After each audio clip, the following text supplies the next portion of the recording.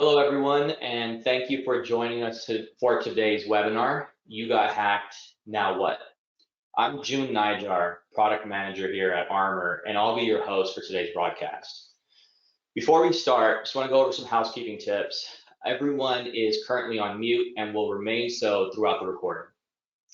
Please use the chat window to inform us of any audio or technical issues. If you experience sound issues, we recommend calling in via phone instead, or using instead of using your computer's audio. We'll conduct 2 live polls throughout the webinar, so please join. We'd love to hear from you. And throughout the webinar, please use the question feature to ask about any of the topics being discussed. Today's webinar is being recorded, and a link to an edited version will be sent to all attendees post-event. So with us today, we have Carlin Dornbush. He is CISSP certified and the president of American Cybersecurity Management. We also have Sean Tuma, who is a co-chair of the Cybersecurity and Data Privacy Practice Group and partner at Spencer Fain. So the agenda today is to talk about the life after a hack. So the first point here is, how did this happen? At a high level, what are hackers doing today? We'll be talking about, now what? In this scenario, we will walk through a hypothetical breach and discuss a plan of action for the near term or short term. We'll also be talking about, learning from mistakes, pivoting from a reactive remediation to proactive risk mitigation and enhanced security. And then we'll leave some time at the end for some Q&A as well. So the first section here, how did this happen? Before we go in to the presentation, just want to go ahead and take a couple minutes here to do a poll. We have a poll question here for you. Should be seeing that on your screen soon.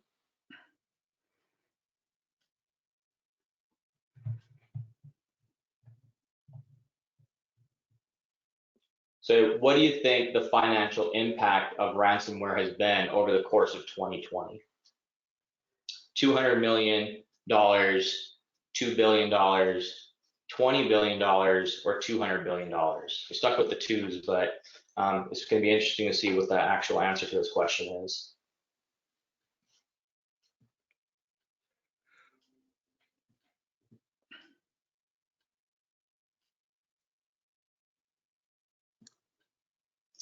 Let's see here. So what were the results? So just kind of going over the results here. It looks like majority of the folks on the line felt either 2 billion or 20 billion was kind of the sweet spot. Some people, actually almost a quarter of the audience, said 200 billion. So it's, yeah, I mean, obviously I think everybody here on the line understands that ransomware costs a lot of money.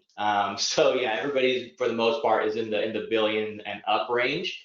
So yeah, the correct answer is 20 billion. And we'll talk a little bit about that in just a moment here. So if you joined us for the Armor Game of Code Level Up or Get Wrecked webinar, you'll remember Yaz Johnson covered threat actor profiles and what motivates them to be threat actors to attack, right? If you haven't seen that presentation, I highly recommend it. Definitely can find it on armor.com. Feel free to ask questions here. If you want to go ahead and get a direct link, we can share that. But I'm not going to spend a whole lot of time talking about the types of threat actors today. We'll be talking about the top types of threats these threat actors are executing on. And so, again, I'm not going to read the entire slide deck here. The point is that, there are, these are the top types of threats or types of attacks. Ransomware, being able to capitalize on employees reusing their passwords on multiple different platforms, and being able to attack, or threat actors are attacking remote employees in this current remote workforce environment that we're in today. Obviously, you can see it's really, really expensive. I mentioned $20 billion is the cost of ransomware from a global perspective, just across the year 2020. So So tremendously, very, very expensive, and also an attack that is exploited quite often. So Carlin, do you have any thoughts or comments on these types of attacks, what you're seeing when you're working with your customers, just kind of, about the threat landscape? Yeah, thanks, June. It's funny that we can see such small activity where maybe a CFO has used the same password for his social media platform as well as, say, his company email. And that just very quickly turns into an email compromise, and then things start to escalate from there. And that can lead to, these very numbers that you see here. You could have a significant data breach hitting you at nearly $4 million just because of this one little thing. So, people need to remain diligent, attend all that cybersecurity training. It's not crazy stuff. It actually means something. So that employee password reuse, I think, is a really significant one, and we're seeing that time and time again, and that leads to ransomware, the email compromise, very extended dwell times where these bad actors are now, years ago it used to be they were in for minutes, days, and now they're sitting there for 6 months or more. And they're really starting to learn the mechanisms of your organization and starting to use that against the businesses to extract funds. So it can be extremely significant. Yeah, absolutely. And you can even make the argument that all of these top threats right here, or threats in general, they all kind of like weave into each other, right? Because password reuse can lead to compromise, can lead to malware, remote employees can lead to ransomware or malware because they don't have the security knowledge to not click on random things. So all these things, it's just interesting that these are the top attacks, but again, they kind of weave into each other and complement each other, unfortunately. So let's see, John, the way that you're involved in cybercrime, the world of cybercrime, and your clients is from a legal perspective, right? Yeah. And so can you just kind of share a little bit about your thoughts on these top threats? And hey, maybe even share, like, have any of your clients been exposed to any of these specific types All of of them. Yeah, thank you, June. So I'm sure a lot of people may be wondering, what does a lawyer have to do with cybersecurity and incident response? Number one, the reason you know about all these companies getting hit many times is because there are legal obligations, legal and regulatory requirements for disclosing these things, notifying individuals, business partners, whatnot. But really, more importantly, God, and then there's this other issue lawyers love to sell called the attorney-client privilege, which really isn't everything it's made up to be, but I'll just leave it at that. My role day in and day out is what's called a breach coach. And so roughly, 85, 90% of my work is serving as a breach coach to guide companies through the incident response process from a head coach point of view. And what that means is, we're seeing all of these things you're talking about right here. For example, as I sit here today, we have a couple of active ransomware negotiations that are going on. One a $500,000 demand, one a $10,000. So I mean, it covers the gamut, right? And what we're seeing is ransomware cases are coming in from what you've got right here, employee password misuse, the bad guys getting a hold of someone's password to get in, and access admin controls or whatnot. Very common. Seeing it come in through remote desktop. So RDP access, public facing RDP accounts for about 50% of the ransomware cases we're seeing right now.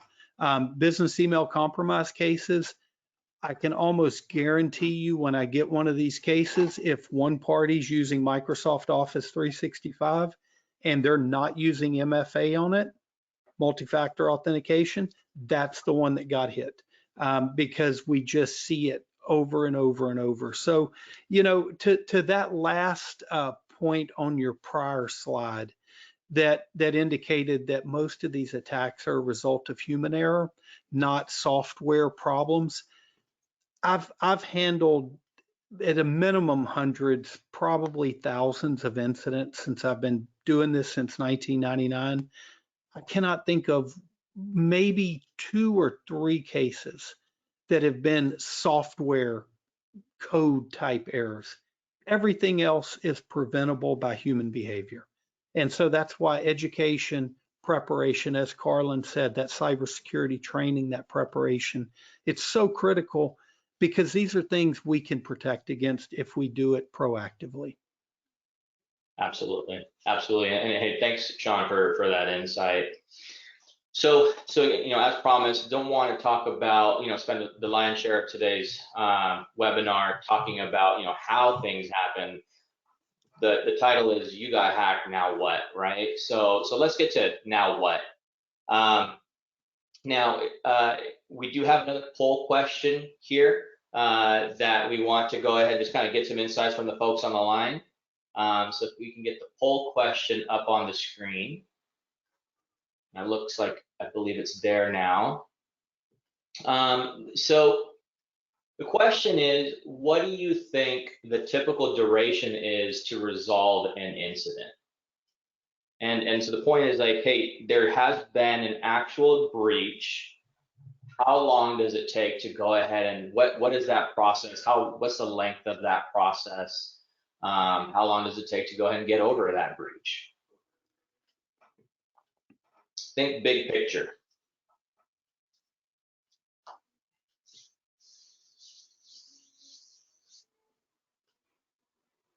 It's really interesting to see. Yeah, so the poll results are in, and it looks like, so this is really, really interesting. And I think it has to do with how the question was asked. So maybe it's a little bit of a trick question. June, if it were 7 days, I'd be flipping hamburgers at McDonald's for a side job. Yeah, so most folks on the line here today said that the typical duration or average duration to resolve an incident is either 20 days, so a little over a quarter of the audience here said 20 days, and then almost 40% of the audience said 78 days.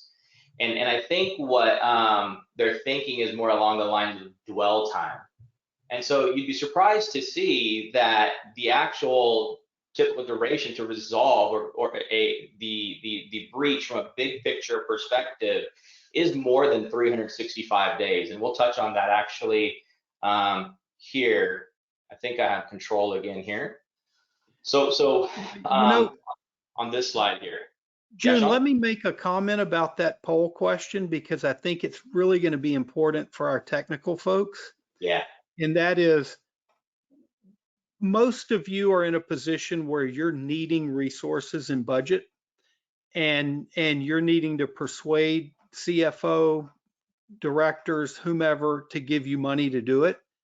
After an incident's resolved, you have about a 90-day window where they're still feeling the sting of it.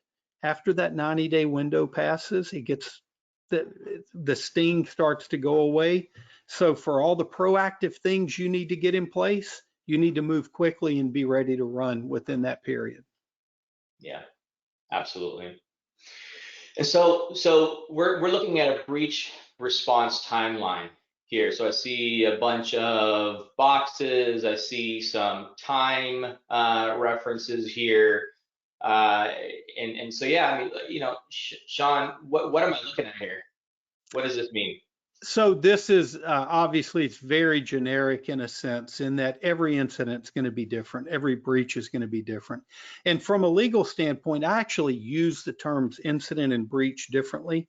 I don't use the term breach until we know there's actually been a compromise of the confidentiality of some type of sensitive information. That's a legal aside. The point of this timeline really is to show two things. One, how quickly you must be prepared to react to identify the problem, or to identify you have a problem and begin responding to it, which means you have to be prepared ahead of time to do it properly. Two, it shows how long these things can go on and what an impact from both a financial and a disruption of your organization it can cause because of having to deal with all of these things. And it shows just some of the key points that have to be done in the middle. And what I would tell folks is, a lot of times we see breaches, we see incidents that are manageable, but aren't handled properly within that first hour, 12 hours, 24 hours. And that causes problems that linger throughout the whole thing. So being prepared can help you keep a molehill instead of becoming a mountain. Now, not all of them, fall into that category. Some you just can't help. But what it really, and Carlin's going to speak more to this, but really, how do you know you have a problem? That's a huge issue. How are you hearing about it? What do you do first? Hopefully you have an incident response plan in place. Hopefully you don't come in and start wiping data and reacting without thinking and bringing in true experts to help you.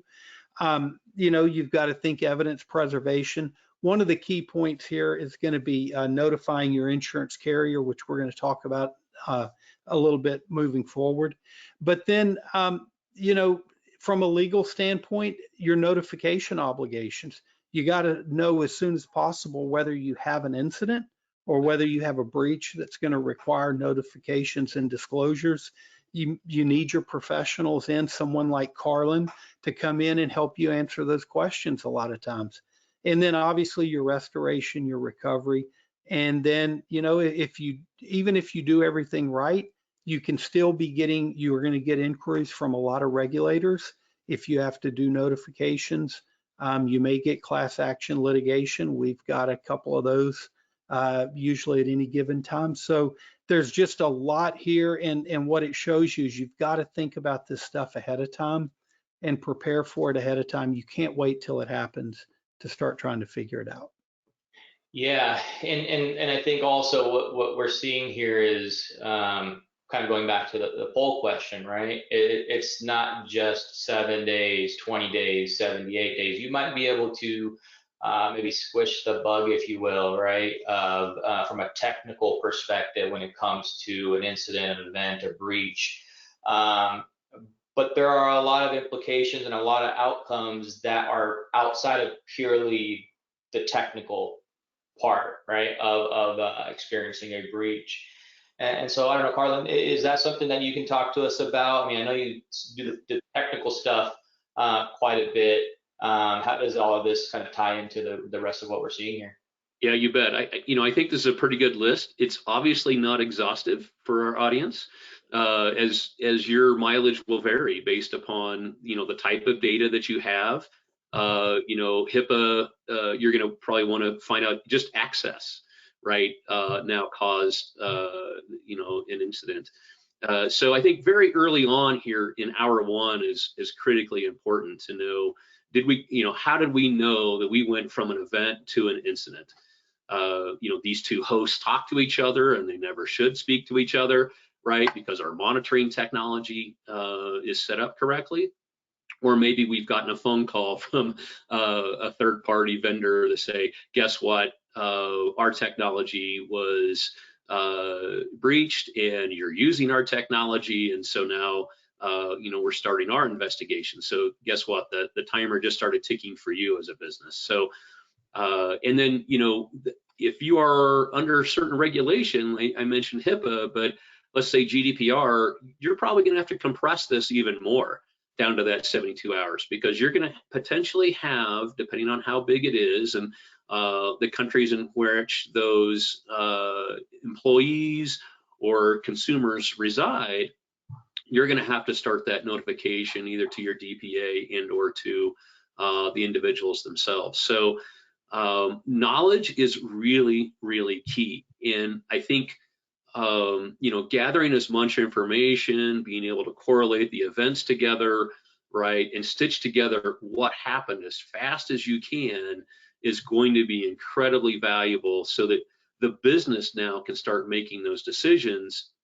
Who all else do we need to get involved? Do we need to pull in third parties, right? Maybe we've got a big enough team and we can handle this ourselves, or we've got the right skill sets and we've been able to contain this, and we've been able to validate that we've been able to contain it, so we can continue down the rest of the life cycle with the process. So I think this is a very good list, and I know Sean spends a lot of time, going through all this, and then you've got this really small bullet at the end here called litigation, right?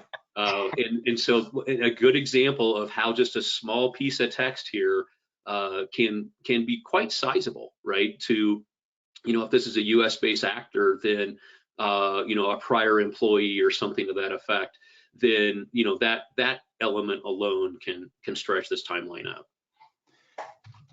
Yeah, absolutely. Yeah, and I mean, Carl made a great point that this isn't even taking into consideration the timeline requirements from different compliance regulators or different types of just regulations in general, right? Whether they're local within the state, interstate within the United States, different states. New York has their own requirements, California has their own, and that's only going to become more and more common, right? As well as you mentioned GDPR, so you're talking about international. If you have a global presence, this list gets long real quick, right? And yeah, there's a lot of other components, and just like you said, litigation. Double click on that, and that's got its own timeline and list. Years.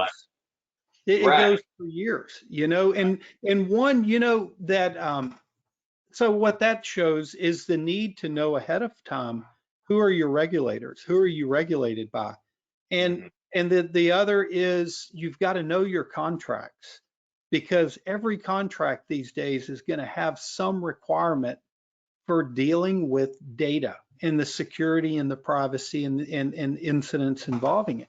But one, a lot of people don't think about. So like when we talk about the risks that come about from having an incident, we talk about the cost, right? Forensics, bringing in Carlin and his team, legal, we don't work for free. We like to get paid for what we do. So there's costs there. We talk about notification cost. We're looking at $3, $4, $5 per person many times to just send out notifications. We're talking about the cost of providing the credit monitoring, things like that, which are included in the notification cost. There's all these different costs. Then we talk about litigation costs, which can get hundreds of thousands or millions very quickly. One that people don't think about often, that is something that applies to so many businesses, is PCI. PCI is so important because it is a certainty. If you're within the PCI framework and you're governed by that, the card brands don't have to ask you for permission. They don't have to ask you to send them money. They take it out of your account at the appropriate time because they're entitled to do so contractually. And your card brands, usually you're processing agreements with your merchant bank or whomever you have that agreement with, require notice immediately of an incident. It doesn't go into more detail. If you have an incident, you're required to notify them immediately. And if you don't do that, they're going to hit you on the back end with those PCI assessments. So you have to know what your agreement provides.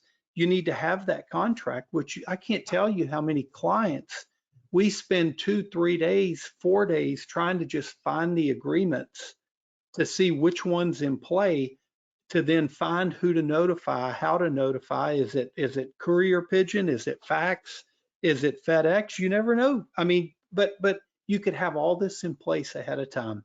And so, then they may mandate different investigation procedures as you move forward. So these are all the kind of things you have to know and be prepared for in your incident response planning. And I did see a question, June. I don't know if you want to answer that now. I'm looking at the questions, and I think I think it may make more sense as we go through the rest of today's discussion, because I think we could tie it to some of the stuff we have going on later. Okay. So we brought up some really interesting points. But again, the title of today's webinar is "You Got Hacked, Now What?" So let's talk a little bit about that, right? Let's, hey, this is a multi-year process. Okay, understand that. There's a lot of things you have to do. Okay, understand that. But hey, we got a breach today. What do I do now? Right? I mean, maybe I don't have an IRP. Maybe we haven't had this discussion in my organization, or maybe we had the discussion, but we haven't necessarily defined everything yet. So like, what can I do now to go ahead and stop the bleeding? So I don't know, Carlin, maybe this is something that you can kind of chime in on and help us understand, like, what are the steps and what's important and what some of these boxes here mean. Yeah, you bet. And I think these are some of the good steps here. One of the things we really want to make sure people do is really not tamper with the data. So as you're going through that discovery, get into all your systems where it's read-only, right? And start correlating these events together. Don't start making drastic changes to your environment. If now let's say you've been ransomware and we've got system down and things like that, that's great. As you go through triaging this, you're obviously looking for backups. We want to make sure that access wasn't granted. Maybe the threat actor got into an environment, they escalated privilege, and now they're into your backups. That's something you're going to want to be looking for, right? Was there nefarious activity on that side of the fence? Hopefully you've got these backups under control and they're fairly recent, right? And they're restorable. And now what you're going to need to do is start looking at another environment in which to go through the restoration process. Do not restore right on top of the data that you have. We want to preserve that data so that forensics can come in and determine what really happened here and understand the behaviors. And understanding those behaviors will help us understand the type of threat actor and from whence they came. Right? So what was this, just an email compromise from Nigeria, or was this a disgruntled employee at their home, tearing down your systems? So there's going to be all types of data that we're going to be able to pull, and we're going to want to sort through all that. So when you look at that data recovery and restoration process, you're most likely going to want to push that into another area. Getting a hold of your insurance carrier, absolutely. You want to have information ahead of time, right, that you've collected before you just pick up that phone. But they're also going to be able to help you. So they're not just sitting there waiting to collect money from you annually and so forth. They're actually going to be of assistance. And then you're going to be starting to implement some of that interim security. So maybe there are other controls that you're going to be able to put in place immediately. If you don't have 2FA on, boy, you better be turning that on right away. What we're trying to do is stop that activity, not letting it spread east to west throughout other environments. We're also going to be looking north-south to see if there's escalation or privilege. So we're going to want to be shutting that down as well. So turning on the additional security controls, which you might have said, well, we didn't really want to do that because it's a lot more expensive to do and so forth. Well, guess what? We're probably going to start tuning up some security controls right away. Right. And it may just be for a period of time, but we want to, you're right, certainly contain this acting and then starting to get you under the restoration process. Absolutely. And so I see, box 3, if you will, right here, notify key business partners. I don't know, Sean, who are business partners? So they can be anybody. And I want to mention something to Carlin's point about restoring over the original environment. I can't tell you the number of cases we've had that were ransomware cases where we had a known threat actor who we knew we could negotiate a low price with. We had insurance in place to pay the price to get the decryptors, but I'll use air quotes, IT guy who is probably not a person that is on this webinar today, because if they were, they wouldn't be my air quotes IT guy. Which I mean, like the friend of a brother-in-law of a cousin who will work for a six-pack on a Saturday night guy. They come in and they immediately wipe the environment, they wipe the data, and then we have nothing to decrypt. And so we can get the keys, we can get them restored, but we have nothing to decrypt because they have just taken the patient laying there on the operating table and stabbed the dagger right through their heart because they had no idea what they were doing. So that's when you then really have to notify your key business partners. So we do a lot of healthcare breaches, a lot of healthcare ransomwares. Many times it's the MSP getting hit. That then has all of its customers who are healthcare providers. So you've obviously got to notify them because they're your covered entities under your business associates agreement.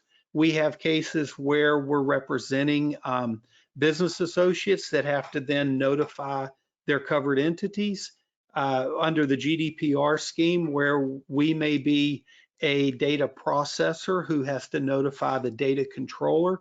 All of these come about through your contracts. We may be in a situation where we have the intellectual property for another company, trade secrets, whatnot, that we're hosting. So you've got to put them on notice immediately. I've already talked about your PCI issues. It's just a product of all of these contracts that people are signing, and they're not including anyone from their technical team in this, so they don't know what they're agreeing to, and they need to know this. And so, that's a big issue. Really, from my perspective as a breach coach, what I see the biggest problem with is the lack of understanding of the role your insurance provider, your insurance carrier plays in this process. Because number one, I think everyone should have cyber insurance now because of the cost that all of this takes. And depending on, I saw a question about retentions or deductibles. Look, we're very rarely are we seeing a case under 50 grand. Most are in the hundreds of thousands now. So you need enough coverage to cover that. I mean, we're negotiating a $500,000 ransomware payment today. That's a lot of money, right?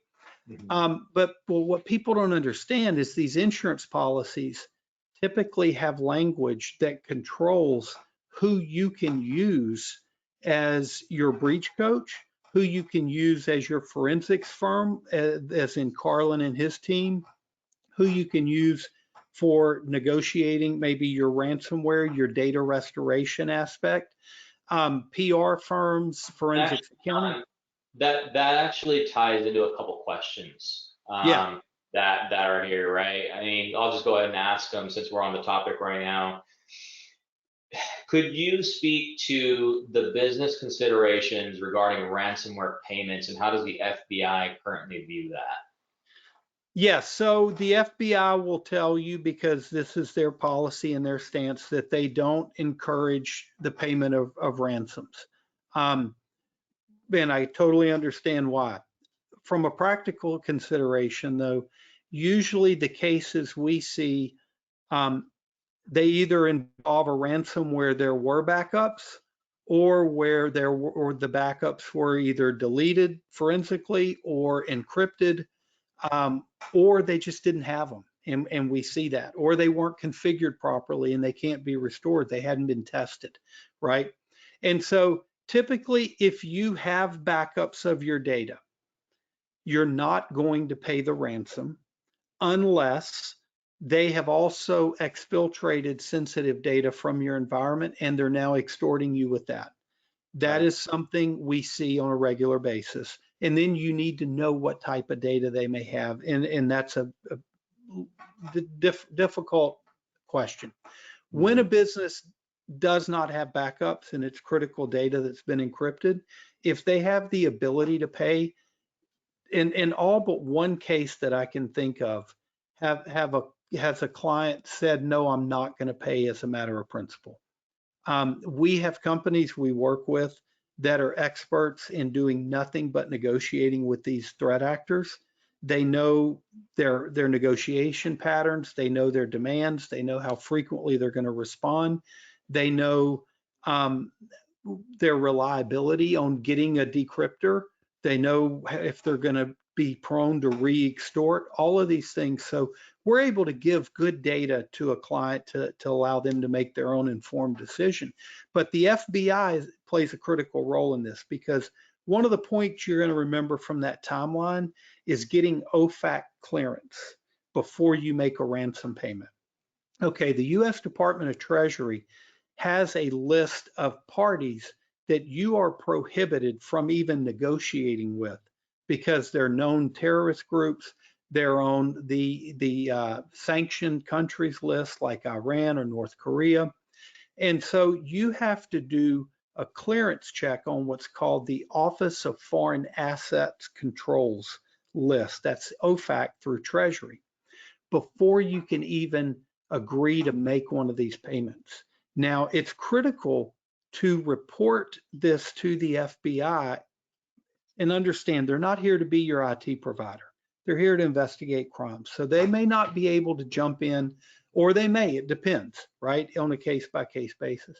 But you need to report this to them, because if you have a case where you have to pay a ransom and it's critical to your business, and the party is on that OFAC prohibited transactions list, one of the elements of getting a license, if you will, from Treasury is you have to report it to the FBI and include them in this process. And then you have to make the case. Yeah, what I'm hearing is it's not necessarily the FBI saying you can't do something, but there is a process, and that's its own timeline, right? Yeah, they're not saying you can't. There's nothing as of right now that makes it illegal. There's talk, but nothing yet, unless they're on the OFAC prohibited list. Also don't encourage it Right. for obvious reasons, right? Yeah. So actually, we've got limited time here, and actually Sean and Carlin, we've talked about this offline many times. This could easily be a 2 to 5 hour discussion here. Oh, yeah. So, but I do want to kind of move us along here because we still have a lot of content to talk about. So here we've talked about, hey, short term, right? What do I do now? But really what I would like to go ahead and pivot to is it ties into a lot of what you're talking about here, Sean and Carlin, like learning from mistakes, or how do we pivot to being proactive? You don't necessarily have to have experienced a breach to get to this stage right here, but it's interesting, more often than not, you see organizations getting here after having gone through a breach. Hopefully we can convince you that it makes more sense to do it proactively. But with that said, again, Sean, I think you were touching on a lot of this already as it is, right? Planning is a really, really big and must-have component of being prepared for a breach or incident. Being able to execute that plan and then being proactive again about reviewing and updating and keeping these incident response plans current, right? So I won't again read off all the bullets here, but I think would love to get Carlin your thoughts on kind of the planning phase of it, how you work with organizations to help them with planning, and also the execution and revamp as well. Right. Yeah. So much can be bolted into and encapsulated into that incident response plan, right? From really defining, what that incident is, where we would define incidents. So that kind of comes down to your scope. Building out those roles and responsibilities is really, really, really key. And that's something that organizations don't spend probably enough time thinking about. It's, oh yeah, well, we're going to call Bob, when we have the issue. And is Bob available, and who's Bob's secondary, and does Bob have everything he needs to execute his job, and so forth. So you really need to start thinking through the broad set of roles. You're going to have somebody play that incident manager role. You're going to have somebody deal with communications, and those are different skill sets. right? You're going to have somebody, doing the technical work to contain the nefarious actors, as well as starting to do some of that cleanup work. So there's actually a lot of roles that get played. And once again, these are roles. These are not individuals. And sometimes an individual can play more than one role, and that's perfectly fine. But you want to be really clear about the roles and how they're going to start to interact with each other. You'll also start to build out a lot of these activities in an action list. And so, where is our disaster recovery plan? Let's talk about business continuity. Where are all the backups that we're going to need for these particular systems that have been impacted? Maybe, a lot of this is cloud-based service, right? And so you're going to have to work with a third party that's providing those services to let them know that they've, created an impact for your environment, or you've created an impact for their environment. So there's a lot to sort through there, going through the triage process, and knowing who are we going to call. Let's have a list of actual phone numbers that we're going to call for these incidents, from legal, breach coaching, forensics, just standard security. Also, maybe from an HR perspective, you've got to loop folks in. You're going to have to probably bring in maybe the fire department, if, depending on what that incident actually has cost. We spent a lot of time working with IoT environments and municipalities as they're managing water and waste treatment plants. And so dealing with those types of incidents, now you're starting to escalate into some physical environment. You've got public safety to deal with, right? CCTV preservation is important. So there's really a lot in individuals in a business's landscape that they're going to have to consider. So working through that, writing all this down is really important. Taking the time. Let's pause things for just a minute. Let's get the right people in the right room. Let's start documenting this. Put our heads together. Let's be creative also about how we're going to go about through these executions. And then we like to tabletop with folks. And this is a really nice, safe way where we can get around the table, or the virtual table, as we've got now, and start to work through some of these scenarios and start to role play. And the businesses will start to say, hey, guess what? Let's kind of tune this a little bit.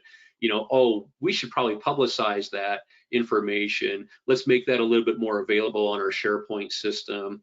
Let's make sure some additional resources have access to some of this monitoring technology that we have in place, so that we've got some of that secondary role and resourcing we can go to. So Absolutely. those are some kind of quick tips there. Yeah, and so there's an interesting question here, and it ties to what we talked about at the very, very beginning. I mean, there's all these different types of threat actors, a bunch of different types of attacks. Some are related to each other. Some are kind of outliers that may have, a nuanceable difference than some of the other types of attacks. But at the end of the day, how do you write good policy around incident response and disaster recovery when the types of incidents have such a range of recovery times and just residual fallout? Yeah, good question. I think, first of all, hopefully you've done a risk assessment in your business. We would like to play back to the risk register that was created as a result of that, so that we can really focus on high risk systems, that in high risk data. So our organization always likes to work with the business and trace, where is this data? What data classifications do you have? If you don't have that, then we'll obviously help you build it. But let's get into some of that higher level and higher risk data, so that we can focus on that first, and the systems that are housing that, collecting that data, or disseminating that data, so that that's a priority. Then we can work our way down to kind of medium level and lower level systems. So we really want to focus on that first, because and that also helps you balance your investment of security controls, right, around your environment. So let's don't spend a lot of money on lower risk environments, and let's kind of balance that and make sure that we're focused on the right sides. Mm-hmm, mm-hmm. Yeah, June, let me jump in here for another. I agree with everything Carlin said. That's what I see as well. From my perspective of the role I play, There are three reasons for an incident response plan. One, because you need a well-documented plan in place to satisfy regulators. If you ever have an incident, they're going to want to have known that you have a nice, impressive, indexed, beautiful, polished incident response plan.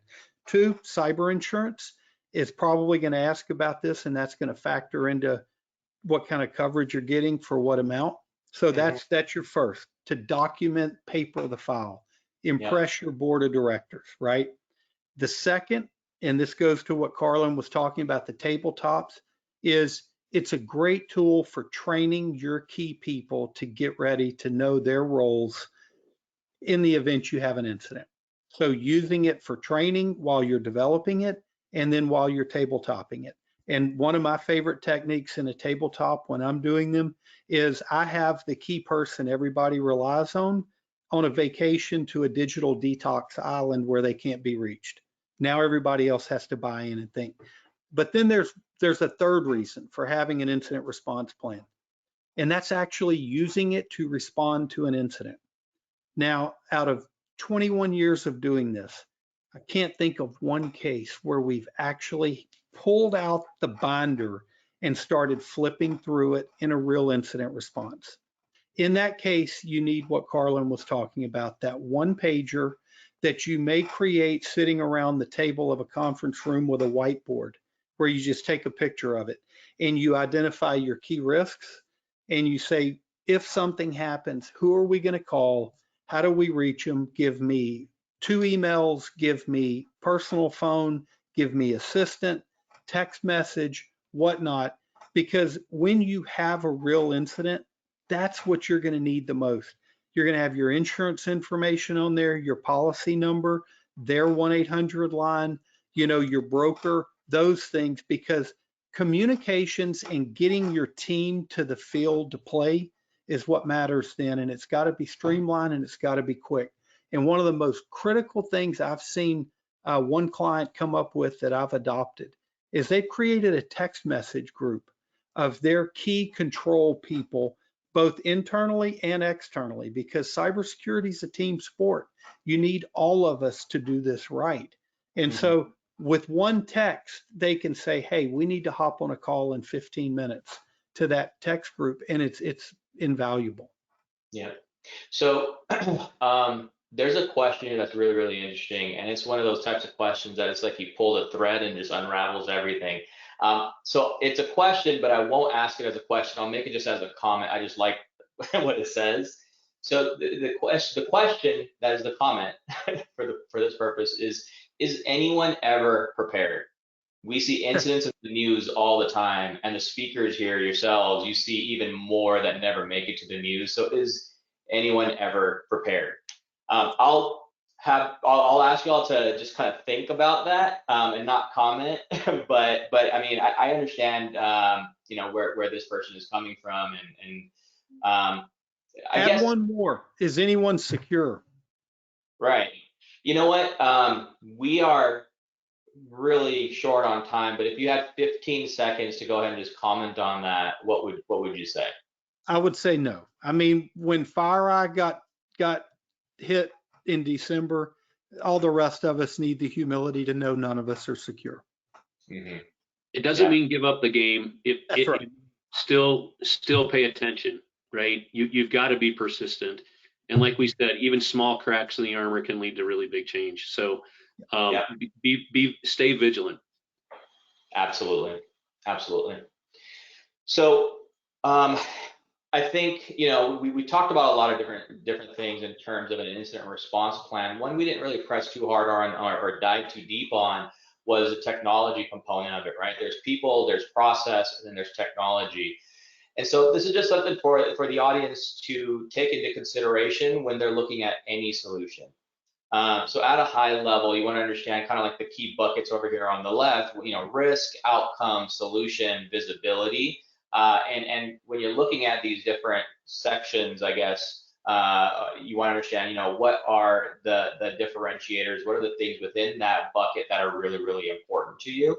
Again, we're really short on time, so I don't want, I don't think we can spend a lot of time on this slide here, but feel free to take a screenshot, just something for you to think about, right? And obviously this will be on the recording as well. So like, let's see,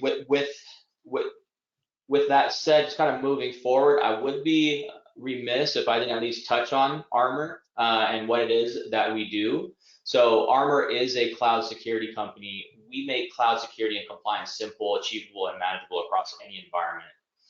Armor safeguards your workloads, cloud, endpoints, container images, network, and server environments against malicious threats while providing insights into security risks you may face. Customers who use Armor benefit from a consolidated security platform that drives down the cost, risk, and the need for resources to manage multiple point solutions or point security solutions. So Armor is all about keeping you safe, and we know security and compliance are complex, as we just discussed throughout this whole presentation, right? We want to make it so that it doesn't feel that way for you. So, we have some key takeaways here from the presentation. I know we went through a lot of stuff. We knew going into this that an hour was not going to be enough. So if you didn't, if we blaze through something too quick, at least remember these key takeaways right here. Cyber attacks are increasing and they are expensive, right? As we discussed earlier. Different types of threats. There are specific types of threats that are being used more, a lot of automation to go ahead and execute these different types of attacks. So yeah, the attacks are increasing, and there's more and more incentive for threat actors to go ahead and be threat actors and to execute on these attacks. With that said, failure to prepare is preparing to fail. Like that question asked earlier, is like, is anybody ever prepared? You're right. You're not going to be able to go ahead and just stand there and deflect every different type of attack. But again, having some thought process, having a process is going to be better than having nothing at all, right? We had a slide here saying, hey, you don't have a process. Well, what do you do right now? That's only going to help you so much. And again, it's about being prepared with a plan that can be adaptable to the various different types of attacks. Sean said this earlier, mountains out of molehills, and this actually kind of ties into the second bullet here as well. There is an opportunity that if you are completely unprepared or not even thinking about security or compliance or risk from an IT perspective, that a small problem can become a huge problem. Let's keep those molehills, right? And I think Sean even said, hey, there are just some problems that are just big problems no matter what you do. True, but I think this also applies to them. Those big problems could be even bigger if you have no plan, right? And ultimately what it comes down to is being able to protect your data and your applications and the information that is sensitive, that has to do with your business, your intellectual property, your customers, payments, all those various different things. So moving forward here, just some resources. I'll touch on these real quick. If you want to learn more about why being a hacker is so cool right now, or why bad guys are doing what they're doing, the Dark Market Report is something you can download that really does a good job of sharing some insights on what is motivating threat actors and how are they navigating the dark web to go ahead and buy and sell their services and their goods, and et cetera. You can go to armor.com/demo to request a demo from Armor. And relevant for today's, a lot of the questions and what we're talking about today is, threat use cases, Armor's defense against ransomware. It's a really, really good read. Can dive into the ransomware topic specifically. Definitely encourage you to check that out. Some additional resources, I believe these are part of the handouts here. So yeah, definitely check out the incident response considerations from a breach coach from Sean Tuma, and then incident response plan offerings from Carlin at American Cybersecurity Management. So that leaves us with a whole 4 minutes with us blazing through that for questions and answers. So with that said, let's see if we can go ahead and open up the Q&A here. We've got some questions. We've had some good ones so far. Very good. Yeah, absolutely. And I'll mention, if we don't get to all of them, you can always reach out to us, and we're happy to answer. Yeah, absolutely. And actually, I'll just put that on the screen here as well. This is the contact information for Sean and for Carlin. If you want to reach out directly about anything that they were talking about specifically today, or just in general, you have some, you want some clarity or just some additional direction, feel free to reach out to them. They've made themselves available to this audience. June, I thought there was one good question here, kind of around, well, we've got a big deductible, right? And remember that folks need to remember that insurance is just one way to mitigate risk, right? Mm-hmm. And so that's fine. There's a lot you probably need to be doing besides just insurance, right? So take the steps beyond that. You need that monitoring. You need intrusion prevention, right? Not just detection. Managing your file systems and monitoring these environments, antivirus. And once you even do have all those systems, it's keeping them up to date and knowing that they've been kept up to date. We see that where systems have atrophied and the protections on those systems have atrophied. And so now we're not keeping up, and things are, you get this drift, if you will, that goes on in your environment. So I think when you go to the executives and you're talking about cyber insurance, I think you need to always go take a step up and remember that you're talking about risk and how you're managing that risk. And so go beyond just the insurance, and hey, there's probably some investment in process. And we've talked about that from an IRP perspective. And there's investment on product and technology. And then there's an investment in people as well. So let's make sure that we've got the right skills, or at least access to the right skills that we can get to. Yeah, so just and some let me other add aspects. to that. Cyber insurance is a quickly evolving market right now. And just within the last 3 months, we're seeing more demands being placed on these carriers because they're getting smashed with ransomware. And so your security factors into your ability to get cyber insurance now. Doing all those things Carlin just mentioned, if you're not doing a lot of that, you won't get coverage anymore, or you're going to have a $100,000 deductible. For example, within the last 3 weeks, a lot of carriers bonded together and said, if you don't have MFA in your environment, we're not writing coverage for you. A lot of the newer insurers are now running scanning tools on your environment, trying to help you proactively manage this risk. And so it's not an either or anymore. You've got to have your security to get your insurance. Yeah, and I was just going to say, a lot of organizations historically have relied on insurance to be their security, right? If, hey, we get hit, we'll just call the insurance company, and whatever it costs us, insurance will pay for it. And to your point, Sean, that is dramatically changing, right? Yeah. Insurance companies have realized, like, hey, companies are in the news every day, and we're just getting pummeled, right, with claims. Yeah, and remember, all insurance does is pays money. They don't get you your business back. Right. Yeah. You've got to do the security. It's not only is it the right thing, now it's becoming a requirement, right? Yep. We're at the buzzer, but I do want to ask this question here. And it's specific to you, Sean. Does the breach need to be reported if the entity confirms no breach of sensitive data and if not required? What documentation do you recommend be maintained to support your conclusion for now reporting? Okay, so in my world, we never call, so Carlin mentioned earlier, event, then incident. We treat everything as an event or an incident until we know there has been a compromise of the confidentiality of sensitive information, maybe personal, maybe business. That compromise of confidentiality is what triggers the use of the breach terminology. Now, not all laws, not all regulations follow that, Most do.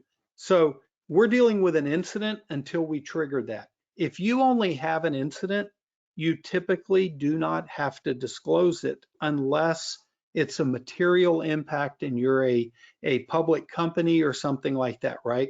So we do a lot of cases. In fact, my biggest value to a client is to come in and tell them what they think is a breach really isn't. And we don't have to do all of this disclosure.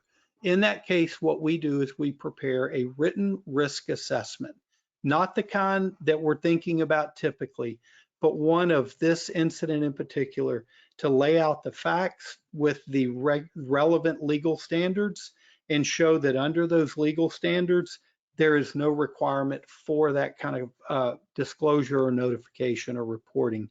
And so that's how you handle those situations. Understood. Awesome. And so, yeah, we're a couple minutes over here. I know we're still, good chunk of the audience is still online. So clearly the stuff that y'all are talking about is really, really interesting and important, but I don't want to chew up the rest of the audience's day. So to kind of come to a conclusion here, right? I do want to give a special thanks to both you, Sean and Carlin, for joining us today. Again, everybody, feel free to take a screenshot of the contact information to reach out to them if you have any direct questions, because I know we didn't answer everything that was put into the chat, the question boxes. And yeah, again, thank you for joining us. Really, really appreciate it. It's been a pleasure spending the last hour with everyone, and I think a lot of the questions that came up today are really front of mind for a lot of the people out there, right? When they're looking at breaches in the news or just thinking about their own organization's risk appetite or their security posture, whatever it might be, right? And so, yeah, just appreciate all the insight from both of you. Appreciate the questions from the audience, and yeah, like I said again, feel free to reach out to the team here. That's the panel, as well as download some of the content from them directly, take advantage of the handouts, and take advantage of some of the content that we have on armor.com. So again, really appreciate it. We will see you at the next online or hopefully in-person event. Hope everybody has a great day. Thank y'all. Thank you. Cheers.